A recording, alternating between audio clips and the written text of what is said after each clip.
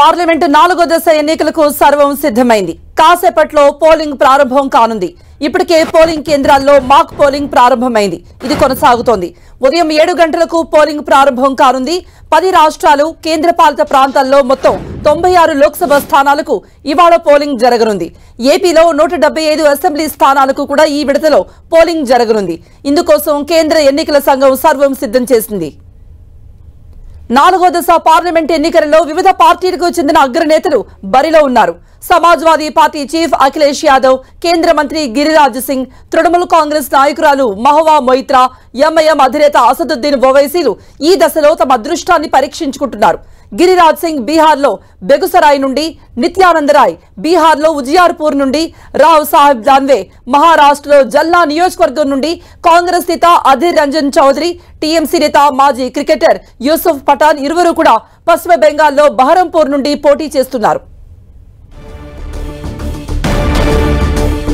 MIM chief Asaduddin Owaisi Hyderabad నుండి, Congress party AP chief YS Sharmila Kadapa parliament స్థానం నుండి బరిలో ఉన్నారు.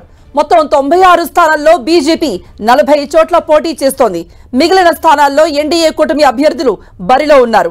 ఇప్పటి వరకు జరిగిన తొలి 3 దశల్లో 283 లోక్సభ స్థానాలకు పోలింగ్ ప్రక్రియ ముగిసింది. తెలంగాణలో 17, ఏపీలో 25, యూపీలో 13, బీహార్లో 5, జార్ఖండ్లో 4, మధ్యప్రదేశ్లో 8, మహారాష్ట్రలో 11, ఒడిశాలో 4, బెంగాల్లో 8, జమ్మూ కశ్మీర్లో 1 స్థానానికి నేడు పోలింగ్ జరగనుంది. జమ్మూ కశ్మీర్లో ఒకే ఒక్క నియోజకవర్గానికి జరిగే ఎన్నికలో 24 మంది అభ్యర్థులు పోటీ చేస్తున్నారు. ఆర్టికల్ 370 రద్దు తర్వాత జరుగుతున్న తొలి అతిపెద్ద ఎన్నిక ఇదే. ఈ ఎన్నికలో బీజేపీ పోటీకి దూరంగా ఉంది. ఒడిశా శాసనసభకు సంబంధించి 28 స్థానాలకు కూడా 4వ దశలోనే పోలింగ్ జరగనుంది.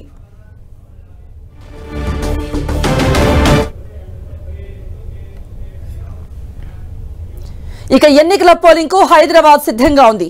ఓటింగ్ కోసం అధికారులు అన్ని ఏర్పాట్లు పూర్తి చేశారు.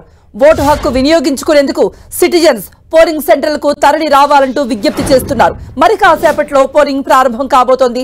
ఇప్పటికే పోలింగ్ కేంద్రాల్లో మాక్ పోలింగ్ కూడా కొనసాగుతోంది. హైదరాబాద్ జిల్లా పరిధిలో కంటోన్మెంట్ నియోజకవర్గం బైపోల్, హైదరాబాద్, సికింద్రాబాద్ పార్లమెంట్ నియోజకవర్గాలకు ఎన్నికలు జరగనున్నాయి. ఇందుకోసం మొత్తం 3,986 పోలింగ్ కేంద్రాల్ని సిద్ధం చేసుంచారు. వాటిలో 45,70,138 మంది తమ ఓటు హక్కును వినియోగించుకోబోతున్నారు.